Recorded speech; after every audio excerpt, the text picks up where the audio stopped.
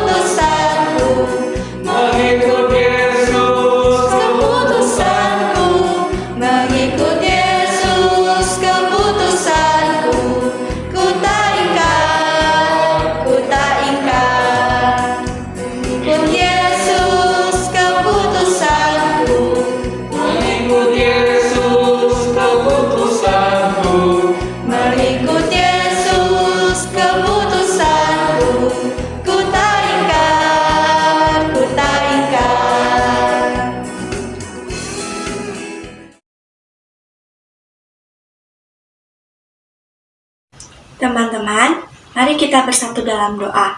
Terima kasih Tuhan Yesus, kami sudah memuji dan meninggikan nama-Mu Tuhan. Tuhan, tiba saatnya kami akan mendengarkan firman-Mu. Berikan kami hati yang sungguh-sungguh dan telinga yang mau dengar-dengaran ketika mendengarkan firman-Mu. Terima kasih Tuhan Yesus, di dalam nama Tuhan Yesus Kristus kami sudah berdoa dan mengucap syukur. Amin.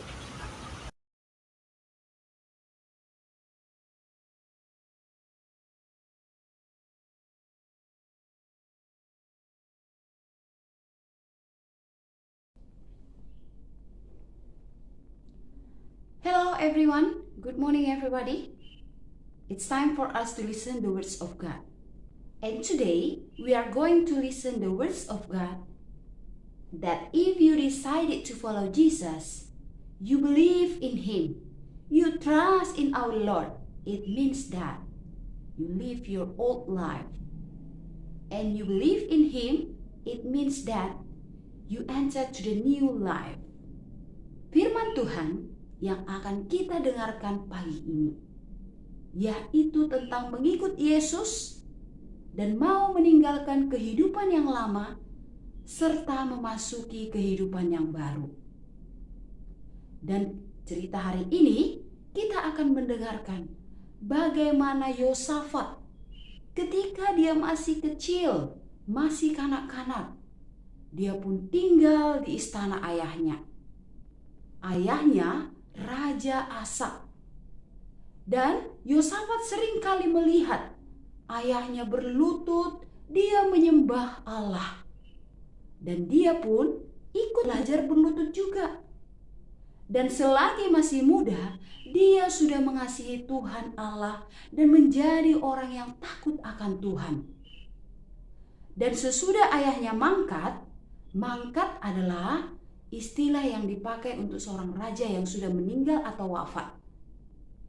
Yosafat pun duduk menggantikan tahta ayahnya. Dia berusaha menjadi raja yang baik. Dia berusaha menjadi raja yang baik dan hamba Tuhan yang setia. Dia pun menyuruh imam-imam pergi ke seluruh negeri, menjelajahi seluruh negeri untuk mengajar rakyat bagaimana mereka harus berbakti kepada Tuhan. Dia juga mengangkat hakim-hakim di seluruh negeri dan diperintahnya mereka supaya adil dan jujur. Dengan semua yang dia lakukan itu, Tuhan Allah memberkati Yosafat dan negara Yehuda berkembang menjadi lebih kaya dan lebih besar dari negara-negara tetangganya. Dan negara-negara tetangganya mereka merasa dan memikirkan bahwa mereka harus bersahabat dengan Yosafat. Bangsa-bangsa lain pun menjadi takut dengan apa yang dimiliki oleh Yosafat. Dan mereka datang membawa hadiah yang mahal dan mereka membuat perjanjian persahabatan. Tetapi bangsa Moab dan bangsa Amori, mereka yang takut melihat kekuasaan Yosafat yang terus berkembang itu justru makin membencinya. Dan diam-diam bangsa Moab dan Amori mereka memperkuat tentaranya dan menunggu kesempatan yang baik untuk menyerang Yehuda. Pada suatu ketika sesudah Yosafat bersama Ahab berjuang melawan bangsa Syria yang dipukul mundur oleh musuh, bangsa-bangsa tadi mereka memakai kesempatan itu. Mereka masuk ke negeri Yehuda, menyiksa dan memusnahkan apa yang mereka jumpai. Daerah-daerah yang dilewatinya dirampok habis-habisan. Yosafat pun mendengar semua kabar itu. Bahkan musuh sudah dekat En-Gedi dan dia sangat ketakutan. Yosafat dan rakyatnya mereka datang ke bait suci minta tolong. Di sana mereka berdoa. Mereka berdoa supaya Tuhan melepaskannya dari bahaya yang besar itu. Kaum laki-laki berlutut di sekeliling raja dan perempuan-perempuan mengangkat tangan ke atas. Mereka berdoa sambil meratap mereka berdoa kepada Tuhan sambil meratap. Anak-anak pun ikut berdoa. Dan tiba-tiba tampak seorang laki-laki, dia di tengah-tengah orang yang banyak itu. Matanya bersinar-sinar karena girang, dan ia sudah mendapat jawaban dari Tuhan Allah. Demikianlah sabda Tuhan, serunya. Jangan khawatir melihat musuh yang beribu-ribu itu, karena Tuhan Allah sendiri yang akan menyerang mereka. Ayo, berangkatlah melawan mereka. Tuhan Allah menyelamatkan kamu dan tidak usah berjuang. Hah? Tidak usah berjuang? Kok kedengarannya ucapan itu aneh sekali ya? Akan tetapi, Yosafat dan semua orang yang berkumpul di situ, mereka percaya tentang apa yang dikatakan oleh nabi itu. Mereka mengucap syukur kepada Tuhan, dan dengan hati yang tenang, mereka pulang ke rumah masing-masing. Dan keesokan harinya, mereka berangkat menghadapi musuh. Namun, mereka seolah-olah bukan berperang, melainkan ke pesta. Ya, para penyanyi yang berpakaian serba indah berjalan di depan sambil bernyanyi. Pujilah Tuhan Allah karena kemurahannya kekal. Mereka bernyanyi, pujilah Tuhan Allah karena kemurahannya kekal. Dan ketika mereka tiba di atas bukit, tempat markas pasukan Moab dan Amori, tampak seluruhnya sepi. Tidak ada musuh yang siap menyerang. Dan ketika mereka datang lebih dekat, mereka sangat heran. Perlahan-lahan mereka melihat sekelilingnya. Ada mayat-mayat musuh berserakan di mana-mana. Rupanya telah terjadi perkelahian di antara musuh. Sementara Yosafat dengan tentaranya datang sambil bernyanyi-nyanyi. Mereka saling menikam dan saling membunuh. Dan yang hidup, yang masih hidup lari pontang-panting. Lari ke sana, lari ke sini, berusaha menyelamatkan dirinya. Dan Yehuda tentu saja tidak usah berperang. Tanpa bertempur, mereka menang. Begitulah Yosafat diberkati. Begitulah Yosafat diberkati karena dia mengasihi Tuhan Allah. Namun ada satu kebodohan yang dilakukan Yosafat, yaitu dia bersahabat dengan Ahab, raja Israel yang jahat dan tidak mengasihi Allah. Dia pikir tidak mengapa bergaul dengan bangsa asing yang tidak mengenal Allah, karena aku juga tetap berbakti kepada Tuhan Allah. Dan kebodohan Yosafat bukan itu saja. Yosafat tidak mau menghancurkan, memusnahkan mezbah-mezbah pengorbanan untuk berhala-berhala. Sehingga orang masih mempersembahkan dan membakar korban di bukit-bukit itu. Yosafat sendiri selalu berpegang kepada Tuhan Allah. 25 tahun lamanya ia memerintah sebagai raja yang baik dan saleh. Kemudian dia pun meninggal. Sayangnya bangsa Yehuda terbawa dan akhirnya banyak orang yang menyembah dewa Baal. Dan ini juga adalah kesalahan Yosafat, karena dia mau bergaul dengan orang-orang yang tidak mengenal Allah. Anak-anak, dari cerita firman Tuhan pagi ini kita belajar bahwa pembenahan kerohanian harus dilakukan tuntas sehingga terbangun pondasi yang kuat, sehingga kita tetap konsisten dengan iman. Konsisten dengan iman berarti kita setia dan kita selalu menghindarkan diri dari persekutuan dengan orang yang tidak seiman, serta kita selalu setia memuliakan Tuhan dengan kehidupannya. Maka anak-anak, mari kita berdoa supaya Tuhan menolong kita menjadi anak-anak Tuhan yang setia, tetap konsisten menjalani hidup dalam anugerah Tuhan. Demikian firman Tuhan hari ini.